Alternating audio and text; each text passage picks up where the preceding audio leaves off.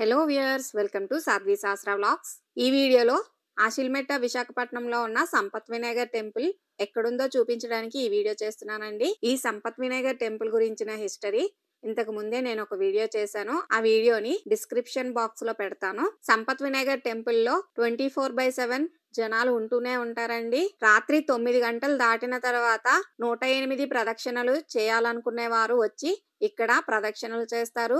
108 కొబ్బరికాయలు మొక్కుకున్న వాళ్ళు కూడా రాత్రి 9 గంటల తర్వాతే ఇక్కడికి వచ్చి కొబ్బరికాయలు కొడతారు. ఇక్కడ రాత్రి 12 గంటల వరకు జనాలు ఉంటూనే ఉంటారండి. ఈ గుడి దగ్గర ఎలాంటి కోరికనైనా తీర్చే అతి శక్తివంతమైన శ్రీ సంపత్ వినాయగర్ టెంపుల్.